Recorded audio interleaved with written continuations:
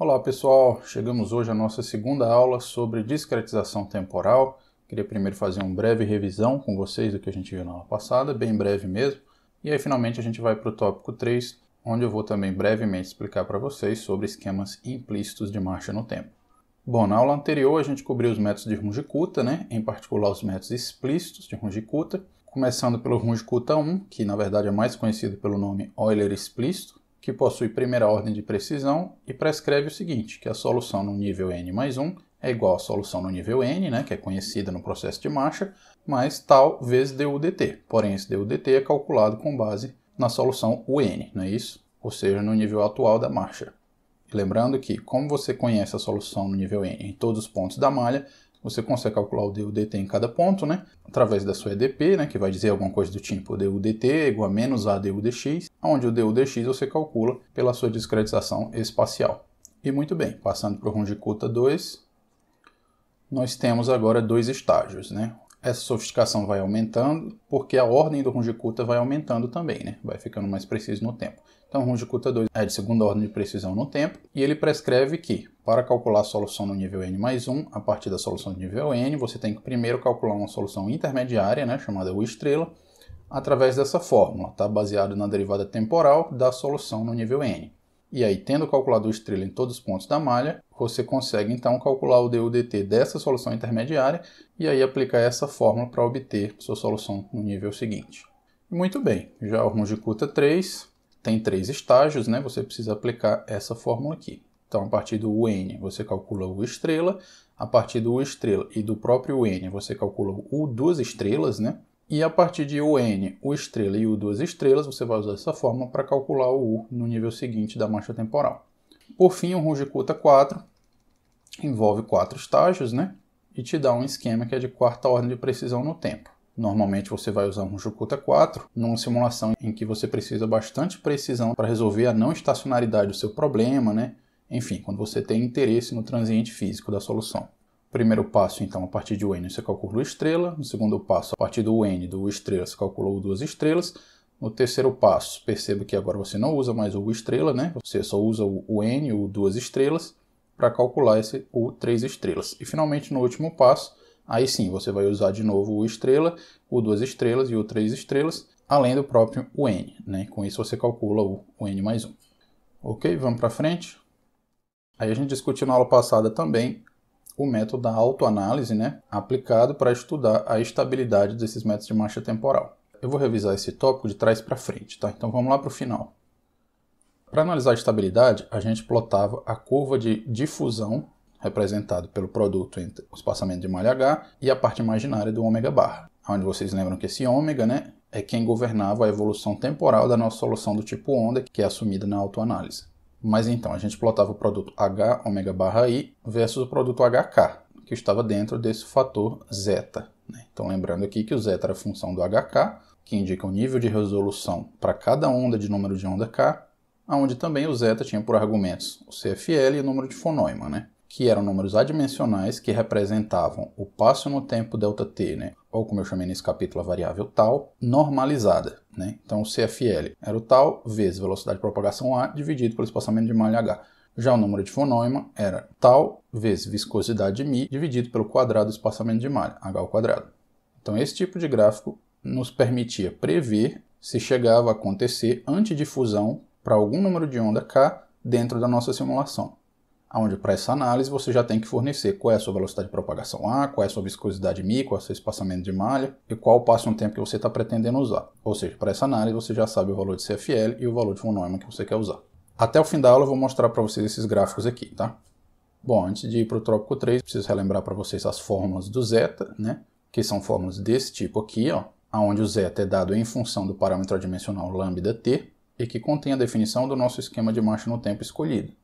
No exemplo que eu trabalhei, para chegar nessa fórmula, a gente tinha escolhido o Runge-Kutta 2. Por isso que a nossa fórmula é uma expansão em série de Taylor até o termo de segunda ordem, na variável lambda tal. Aí se eu tivesse escolhido o Runge-Kutta 1, você só teria esses dois termos, Ou seja, até o termo de primeira ordem lambda tal. E se fosse o Runge-Kutta 3, você teria somado aqui o cubo de lambda tal dividido por 3 fatorial e assim por diante. Então esse zeta vai depender exclusivamente do nosso esquema de marcha temporal escolhido. E, finalmente, o lambda tal, esse sim vai depender exclusivamente do nosso esquema de discretização espacial escolhido, tá? Vamos voltar aqui para mostrar? Então, olha só, nesse exemplo aqui, eu escolhi a discretização centrada, né, de segunda ordem, tanto para o termo advectivo quanto para o termo difusivo da equação de advecção de fusão, certo? Aí, nesse caso, eu obtive a expressão para o lambda tal, dada por essa fórmula aqui, onde você vê que naturalmente aparecem os fatores CFL e von Neumann, né?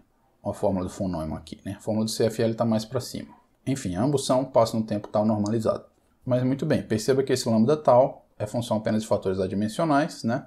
Em particular do produto HK. E é por isso que o nosso zeta vai ser função do HK também, como está escrito aqui, ó, porque o lambda tal é função do HK. Ok? Então, para estudar estabilidade, basta você plotar esse gráfico aqui. Ok, resumo feito, vamos para frente. Tópico 3, que trata de métodos implícitos de marcha no tempo. Então vamos lembrar que eu já adiantei na aula passada sobre eles. A diferença entre um método explícito e um método implícito é normalmente o seguinte. O explícito, apesar de mais simples de implementar, ele tem uma restrição muito rígida no tamanho do passo no tempo que você consegue atingir. Então imagina que você quer fazer uma simulação atingindo um tempo final de 10. Pode ser que, para respeitar os limites de CFL crítico e von Neumann crítico, o seu método explícito só permita você chegar a um ΔT de 10 a menos 5, digamos, tá? Ou seja, para chegar no seu tempo final, você tem que fazer um número gigantesco de passos no tempo, né? Então a sua simulação vai demorar demais. Em compensação, um método implícito, apesar de ser muito mais difícil em geral de implementar no seu código, ele vai te fornecer valores de CFL crítico e von Neumann crítico, que são tipicamente 10 vezes, 100 vezes maior do que os limites que você teria para uma marcha explícita, tá?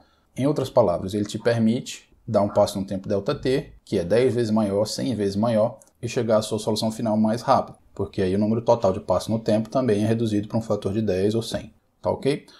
Só que tem uma ressalva. Normalmente os métodos implícitos, eles têm uma precisão menor do que a dos métodos explícitos, tá? Na verdade, os métodos implícitos mais comuns, mais populares, eles são normalmente de primeira ordem, no máximo de segunda ordem, tá? Apesar de que existem métodos implícitos de alta ordem também. Por exemplo, existe um Runge-Kutta de quarta ordem implícito, tá? O problema é que, além dele ser muito mais complicado para implementar, ele envolve tantos cálculos intermediários que o custo por passo no tempo acaba ficando muito alto, fazendo a eficiência deles cair, tá? Então, por exemplo, vamos dizer que um Runge-Kutta implícito de quarta ordem te permita fazer um ΔT 10 vezes maior, tá? Porém, se o custo por passo no tempo for também 10 vezes maior quando comparado a um Runge-Kutta quarta ordem explícito, então vale mais a pena eu usar o meu Runge-Kutta explícito, ainda que eu use um passo no tempo 10 vezes maior, o preço total de eu fazer esses 10 passos no tempo vai ser o mesmo preço de eu fazer um passo no tempo 10 vezes maior com o Runge-Kutta 4 implícito. Sacaram aí a questão da eficiência? Isso é só para explicar para vocês porque os métodos implícitos de baixa ordem são os mais populares, tá? E esses métodos implícitos são especialmente úteis quando você está só interessado na solução de estado estacionário da sua simulação. Isso então justifica que a sua ordem de precisão seja baixa, né? Porque apesar do transiente da sua simulação ter bastante erro numérico, a solução final atingida vai ser a solução correta, tá? Eu vou explicar no fim desse capítulo por que a solução final ainda é correta apesar do erro no transiente, tá? Mas antes disso eu quero comentar com vocês o método implícito mais simples que tem, que é o chamado Euler implícito, tá? E esse nome tem uma comparação direta, né, com o chamado Euler explícito Runge-Kutta 1. Muito bem, o Euler implícito é dado por essa fórmula aqui, ó. Ele diz que a solução no nível n mais 1 é igual à solução no nível n mais tal du dt, porém o du dt não é baseado na solução conhecida do nível n, como era o caso do Euler explícito, mas é baseada na solução no nível n mais 1, que é justamente o que você quer calcular. Ah, professor, mas como que eu vou calcular um du dt, por exemplo, igual a menos a du dx, né, de uma solução que eu não conheço ainda? Então, jovem gafanhoto, a questão é que essa fórmula é implícita, tá? Daí o nome desses métodos. Ou seja, você vai ter que resolver essa fórmula aqui iterativamente para achar uma solução o n mais 1 que satisfaça ela. E quando você achar ela, você achou a solução nível n mais 1, tá ok? Então, na prática, como é que a gente faz isso?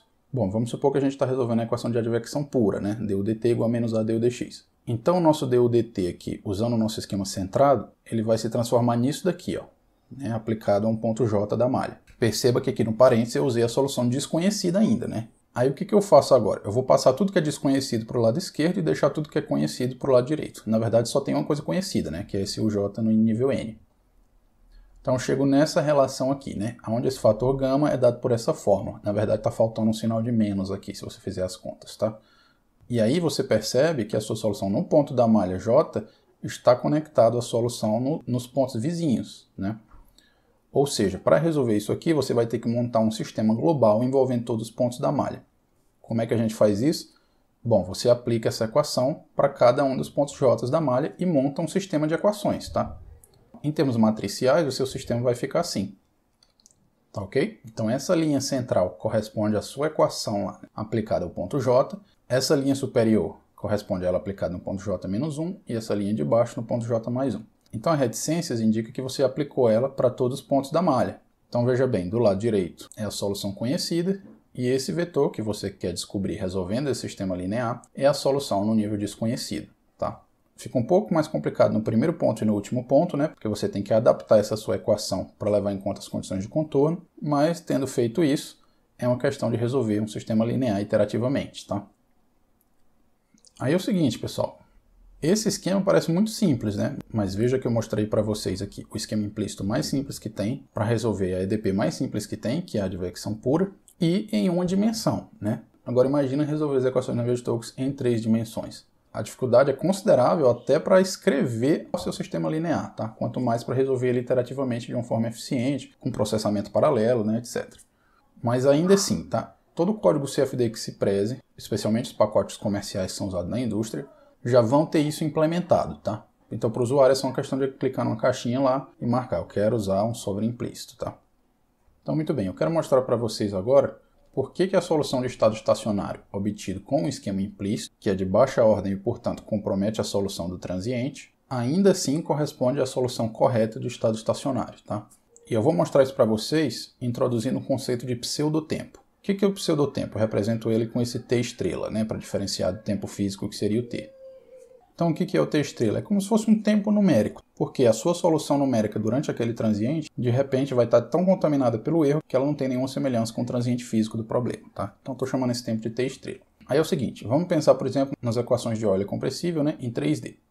Em forma conservativa, ela é dada por essa equação aqui, onde vocês devem lembrar das primeiras aulas, né, que esse Qzão é o vetor de variáveis conservadas, né, então ele tinha ρ, ρu, energia interna mais energia cinética, né, era um vetor coluna. E esse vetor Fzão, né, de componentes x, y e z, é o chamado vetor de fluxo, que é função do vetor de variáveis conservada Q, né.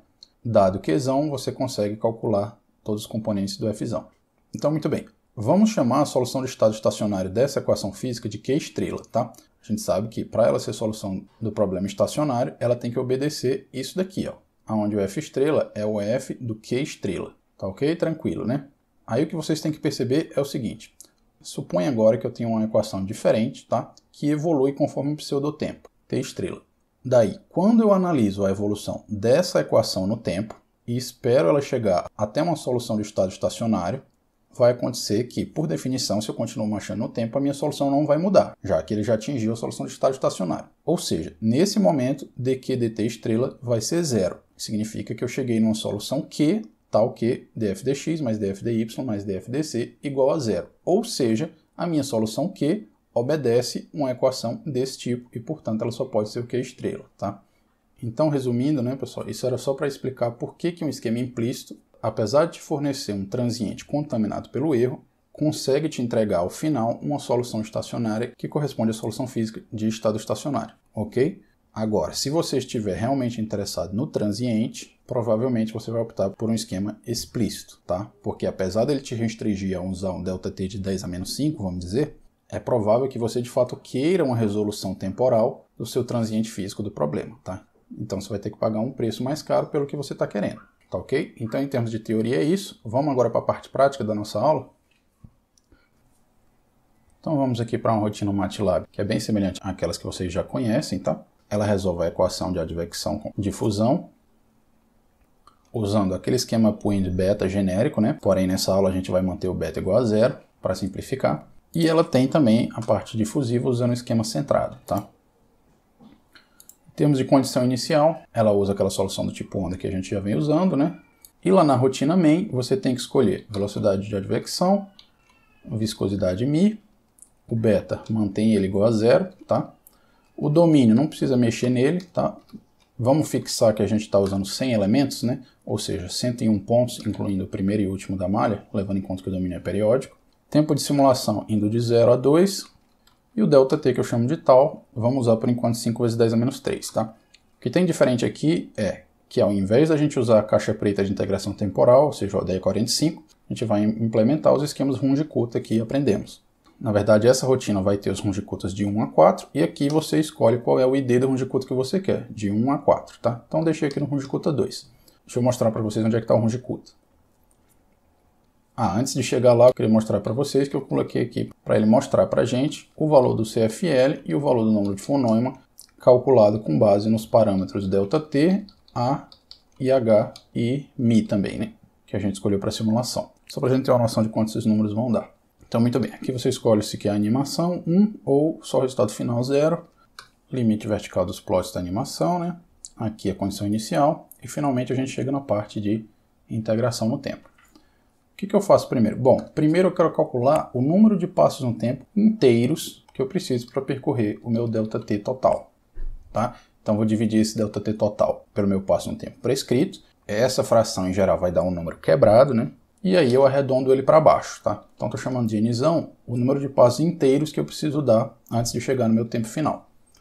Daí eu vou fazer esses passos no tempo inteiros com o meu esquema escolhido, tá? Seja o Runge-Kutta 1, que está faltando aqui, na verdade parte da tarefa vai ser completar, tá? Seja o Runge-Kutta 2, que eu já coloquei para vocês, tá?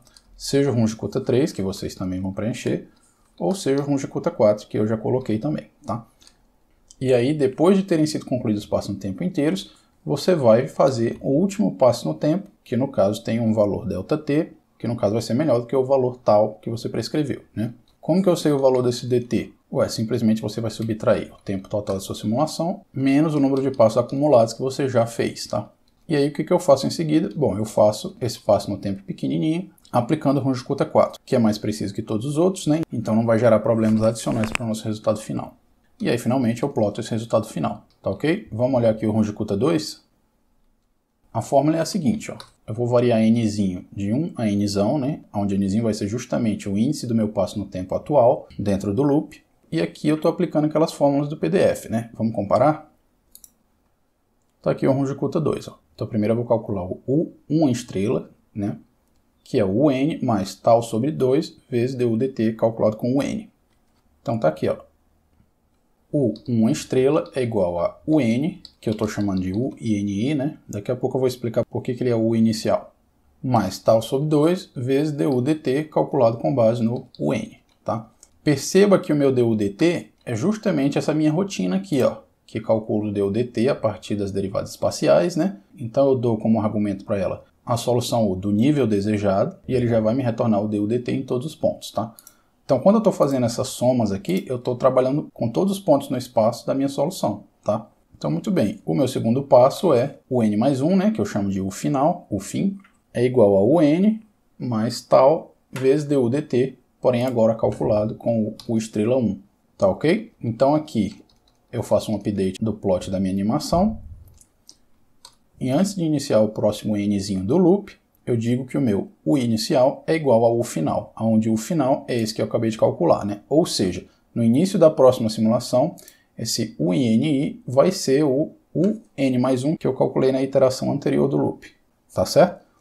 Aí quando o Nzinho é igual a 1, nesse caso ele já vai usar a minha condição inicial, né? Que eu prescrevo aqui antes, né? O INI. Então tranquilo, né, pessoal? O Runge-Kutta 4 eu já implementei aqui, não vou explicar para vocês linha a linha, mas vocês podem comparar com o PDF para entender o que está implementado aqui. E aí, como parte da tarefa de casa, vocês vão preencher as fórmulas do esquema Runge-Kutta 1 e as fórmulas do Runge-Kutta 3. Tendo feito isso, vocês incluem no PDF da tarefa de casa semanal um print dessa tela, mostrando a sua implementação do Runge-Kutta 1 e do Runge-Kutta 3, ok? Vou deixar a descrição da tarefa completa desse vídeo na descrição embaixo, tá? Deixa eu lembrar para vocês o seguinte. Depois que vocês implementarem, vamos dizer, o Runge-Kutta 3 e forem testar, lembrem que vocês precisam vir bem aqui, ó, onde você escolhe qual Runge-Kutta você quer usar e escolher o Runge-Kutta 3, tá? Do contrário, você vai estar testando o Runge-Kutta 2. Muito bem. O que a gente vai ver agora são as autocurvas, tá? Detalhe, pessoal, todas essas rotinas aqui eu vou deixar para vocês disponível na pasta lá do Drive, tá ok? O que eu quero trabalhar com vocês agora é justamente aquele plot de difusão para o esquema Runge-Kutta-2 aplicado à equação de advecção de fusão. Então é essa fórmula para o lambda tal, junto com essa fórmula para o zeta, e finalmente para plotar eu uso essa fórmula aqui, tá? O log do valor absoluto do zeta dividido pelo CFL, ok? Então vamos lá. Para essas fórmulas, obviamente, eu preciso escolher um valor de CFL e um valor de von Neumann, né? Porque esses gráficos de difusão numérica já levam em conta o erro introduzido pela discretização temporal, que, claro, depende do quão grande é o CFL e o von Neumann, né? Muito bem. Eu preciso calcular também um número de Peclet, porque com ele eu faço o cálculo da curva de difusão de referência, tá? Então, por exemplo, se eu tenho um von Neumann, significa que a minha solução tem viscosidade e, portanto, existe um comportamento físico exato, né, analítico, que a minha difusão deveria seguir, exceto pelo erro numérico. Então, no plot de difusão, eu quero colocar também essa curva exata para a gente ter como referência, tá? A fórmula dessa parábola normalizada já está aqui no plot. Como eu preciso do Peclet, eu calculo ele aqui. Detalhe, a partir de um CFL e um von Neumann pré-calculados, só existe um valor possível do Peclet, tá? Que é dado por essa fórmula. Basta você dar uma checada nesse comentário aqui.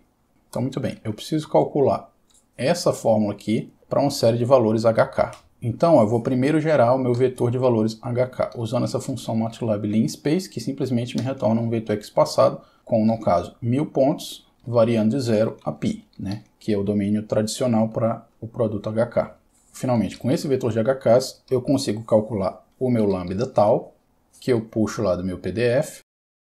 Lembrando que eu estou analisando o Runge-Kutta-2 para a equação de advecção de fusão sem aquele parâmetro beta, né? Ou seja, com beta igual a 0, na verdade. Então, nesse caso, que é o que eu estou fazendo na minha simulação, o lambda t é dado por essa fórmula, tá? Então, para cada valor de HK, eu tenho um lambda t. Ou seja, no meu MATLAB, eu vou calcular direto o meu vetor de lambda tals. Perceba que quando eu aplico seno num vetor, ele já vai me retornar um vetor de senos, né? Ou seja, esse termo aqui também vai ser um vetor. E se eu quiser levar ele ao quadrado, eu preciso colocar esse ponto circunflexo, porque isso significa trabalhar com o meu vetor com produto ponto a ponto. Ok? Mas a fórmula já está aqui. Finalmente eu tenho que usar a minha fórmula dos zetas, né? Que segue aquele meu esquema da série de Taylor, né? Até o termo quadrático em lambda tal, porque no caso eu estou analisando o Runge-Kutta-2. Então está aqui, ó. Lembrando que o LTs é um vetor de lambda tals, né? E se eu quero calcular ele ao quadrado, eu tenho que colocar o ponto circunflexo, ok? Então, finalmente, tendo um vetor de zetas, eu vou calcular o meu vetor de ômega gas. Então, estou usando simplesmente essa fórmula aqui, lembrando que o ln no MATLAB é dado só por essa palavrinha log, tá? Se você quiser o log na base 10, você escreve log 10. Entenderam? Agora basta eu plotar esse vetor aqui versus esse vetor aqui, né? Que é exatamente o que eu estou fazendo aqui. Vamos testar? Olha só, está aqui o meu resultado. Então, pontilhado é a difusão física que eu deveria ter, que é aquela parábola, né? E essa linha contínua azul é a difusão numérica que eu, de fato, vou observar na minha simulação para esse CFL e para esse von Neumann, tá? Então, qual é o teste que eu vou fazer aqui? Vamos aumentar o CFL e ver o que acontece? Então, vamos lá. Vou colocar um CFL de 0,7, ou seja, imagina que na sua simulação você está aumentando a sua velocidade de propagação, tá? Olha o que aconteceu com a sua curva. Ela já mudou um pouco, né? Vamos aumentar ainda mais o CFL. 0,9. Ela já está mudando. Vamos aumentar um pouco mais. 1,1. Continua a brincadeira. Tá vendo que ela está mudando consideravelmente agora? 1,7. Opa! Então ela cruzou o zero. Tá? Significa que para números de onda nessa região, alguns deles já vão estar marginalmente estável, possivelmente levemente instável, tá? Se eu continuar aumentando, ó, tá vendo o que aconteceu? Então agora eu já tenho uma larga faixa de números de onda que vão ter uma antidifusão por conta de um erro numérico da integração temporal, tá? Lembrando que esse resultado só vale, no caso, para a equação de advecção de fusão com a discretização espacial centrada e com o Runge-Kutta de segunda ordem, tá? Vamos testar o outro lado pelo von Neumann? Então vamos descer o nosso CFL para um valor de 0,5, que é o que estava antes, né? E vamos aumentar o nosso von Neumann, tá? Isso seria equivalente a quê? Ao estar usando um passo um tempo ΔT fixo, né? E tentar rodar uma simulação com uma viscosidade mais alta, ou um Reynolds mais baixo, se você preferir. Então vamos tentar aqui, 0,6. Opa, já ficou instável, ó. Tá vendo? Vamos tentar aqui um valor intermediário, 0,5. Ó, ele está marginalmente estável, né? Então deixa eu aumentar bastante, 1. Ó, uma larga faixa de números de onda instáveis, né? Então muito bem, nossa análise da difusão está feita. Então, em termos de tarefa de casa, não tem nada para vocês fazerem com essa rotina, tá? Mas vocês precisam entender como é que ela está montada para trabalhar na rotina seguinte, que aí sim envolve uma tarefinha. É essa rotina aqui, ó, Plot Envelope. O que essa rotina vai fazer? Ela vai plotar aquele gráfico do envelope de estabilidade, tá? Que vocês vão ver como que varia quando você escolhe Runge-Kutta 1, Runge-Kutta 2, Runge-Kutta 3, Runge-Kutta 4. Então, basicamente, essa rotina faz o quê? Você vai escolher uma faixa larga de número de CFLs, tá? Então, variando aqui de um número ligeiramente negativo, né, quase zero, até CFL igual a 4, e também uma larga faixa de número de fonôimos, tá? Então, o seu eixo X nesse gráfico vai ser o número de CFL e o seu eixo Y vai ser os valores do fonôimo.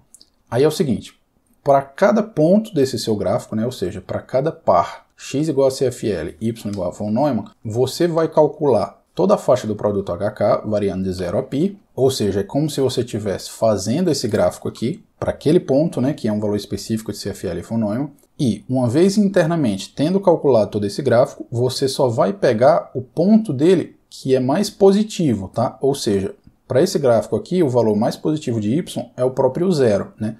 Mas se você tivesse uma combinação de CFL e fonôimo que tinha pelo menos um ponto instável, o valor máximo Y dessa curva seria um valor positivo, certo? E é nesse valor que a gente está interessado. Então, voltando lá, você tem as coordenadas I e J, tá? Então, para cada I e J, você vai ter um valor de CFL e fonôimo. Dado esse par de valores, você vai calcular um vetor de lambda tals, usando aquelas formas que devem ser prescritas nessas funções aqui, que estão embaixo da nossa rotina, tá?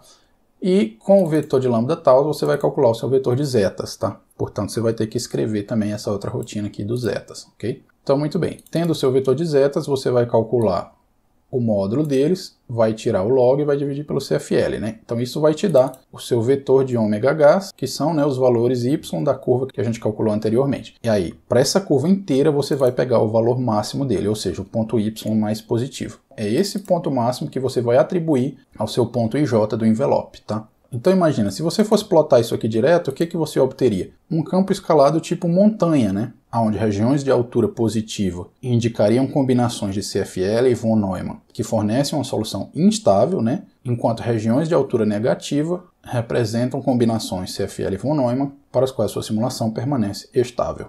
Não é isso? Porém, ao invés de plotar um gráfico 3D para mostrar essa montanha, né, eu vou fazer uma outra coisa, tá? Eu vou calcular o log de todos os pontos desse meu gráfico montanha, tá? E aí o que vai acontecer? Aqueles valores que são estáveis, ou seja, quando o meu ômega-H for negativo, o log vai dar um erro, né? Na verdade, ele vai me retornar um N a N nesses pontos negativos. E aí no plot vai ficar uma região em branco, ok? Já nos pontos onde o ômega-H for positivo, ou seja, na região de instabilidade, o meu log vai me retornar um número real, que vai, portanto, receber uma cor diferente do branco nesse meu plot, tá ok? Isso aqui que eu estou colocando no final tem a ver com as curvas de nível que eu quero ressaltar no meu plot, tá bom? Então é só isso. Vamos plotar? Ah, eu ia esquecendo, né? A gente precisa fornecer essas fórmulas aqui para o vetor lambda tal e para o vetor de zetas, né? Felizmente a gente pode roubar da rotina anterior que eu expliquei para vocês. Então vamos pegar lá o lambda tal, né?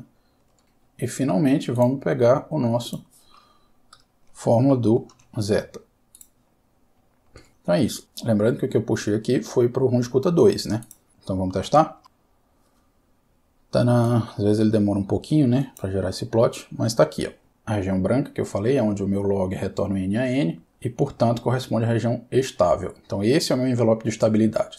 Já a região colorida representa combinações de CFL e von Neumann que causam instabilidade, tá? Então vocês estão vendo, ó, por que o CFL máximo é da ordem de 1, né? E no caso o von Neumann máximo que está da ordem de 0,5.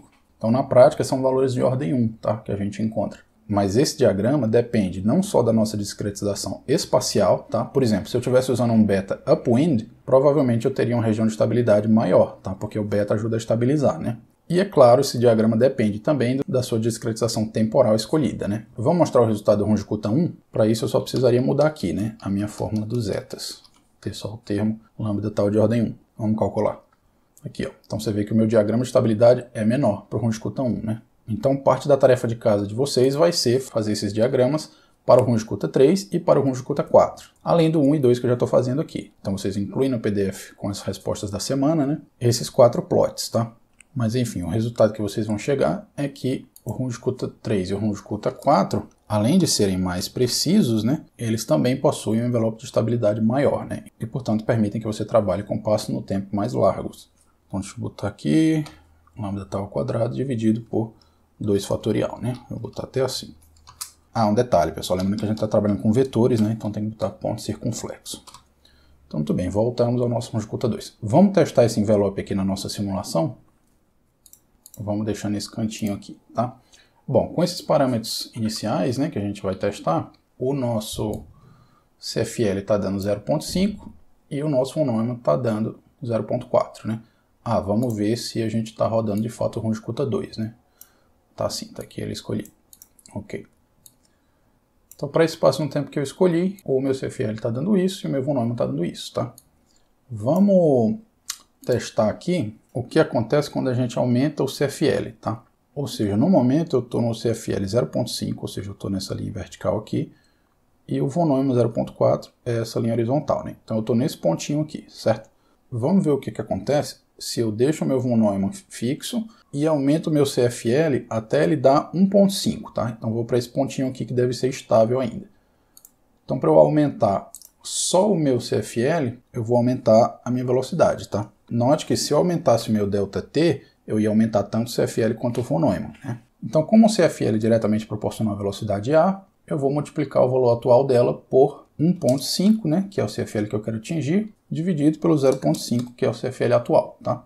Então, eu estou nesse ponto aqui e vou simular agora esse ponto aqui, tá? Que ainda deve dar estável. Vamos ver? Por enquanto, nenhuma divergência, né? Parece que ele vai chegar no final, que é o tempo final igual a 2 que eu escolhi. Chegou, muito bem, não divergiu. Muito bem, vamos aumentar o CFL agora para 2, tá? Então eu já vou estar num ponto fora, tá ok? Então basta eu colocar aqui. Ok. Vamos testar? Opa! Então já divergiu, né? Então parece que está funcionando conforme a nossa previsão teórica, né? Vamos fazer outro teste agora? Vamos voltar o nosso CFL para o valor original, que é 0,5, e vamos aumentar o nosso fonômeno, tá? Então, no caso aqui, ele está no 0,4, né? Vamos aumentar o fonômeno para 0,45, né? E depois aumentar ele para 5,5, para ver se a gente passa do estável para o instável. Então, para mudar só o fonômeno, eu posso mudar só a viscosidade, né? Então, vou aumentar ele para 0,45, né? Dividido por 0,4, que é o valor atual. Vamos ver se ele vai ficar estável. Parece que ele está estável, né? Vamos esperar terminar de rodar. Ok, está estável. Lembrando que a gente está nesse ponto médio bem aqui, tá? Vamos agora testar o fonômeno 0,55. 0,55. Então vou estar bem aqui, ó. Vamos ver. Opa, divergiu. Beleza, então está funcionando conforme previsto, tá, pessoal? Professor, mas se o meu problema físico ele tiver uma velocidade tal, né, e uma viscosidade tal, seja um Reynolds e um Mach, né, que vai estar fora da estabilidade, como que eu vou simular? Então, se você está num ponto fora, você é obrigado a reduzir o seu passo no tempo ΔT, tá? Então você viria lá no tal e reduziria o valor dele, tá? Isso ia diminuir tanto o CFL quanto o fonômeno até você ficar dentro da região de estabilidade. Qual que é o problema disso? É que agora o número total de passos no tempo que você vai dar para chegar no seu resultado final desejado vai aumentar. E, portanto, o custo total da sua simulação vai aumentar também. Tá ok? Então, em termos de tarefa de casa, o que eu vou querer para vocês é o seguinte. Depois que vocês consertarem o Runge-Kutta 3 aqui, né? E, claro, escolherem a opção aqui do Runge-Kutta 3, eu quero que vocês façam um teste semelhante a esse que eu fiz agora para o Runge-Kutta 2, né?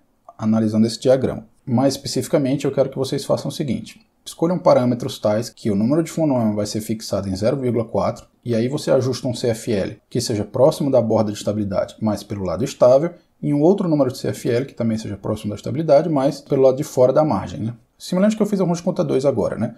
Só que vocês vão fazer para o Runge-Kutta 3 e aí também vocês vão fazer o teste pelo outro lado, né? No caso, eu quero que vocês fixem o CFL igual a 1 e testem dois valores do fonômeno próximo da borda, um estável e outro instável, tá? Eu vou colocar esses valores na descrição do vídeo aí, tá? E o resultado, para vocês mostrarem no PDF da tarefa de casa, vai ser um print desse gráfico aqui, tá? Porém, no teste em que você está variando o CFL, você vai mostrar esse gráfico para um tempo final de 0,7 E já no teste onde você vai estar variando o von Neumann, eu quero que você mostre esse resultado para um tempo final de 0,45. Tá ok? Mas vai estar tudo na descrição do vídeo aí. Então muito bem, pessoal. Espero que vocês tenham conseguido acompanhar, porque na próxima aula a gente vai testar a integração explícita e também a implícita, já num solver de CFD de verdade, tá? Que é o chamado SO2. Então no próximo vídeo a gente vai gerar uma malha pelo Gmesh de escoamento externo, né? Que vai servir de prática também, e fazer essa simulação no SO2. Tá ok? Então por hoje é só. Tchau!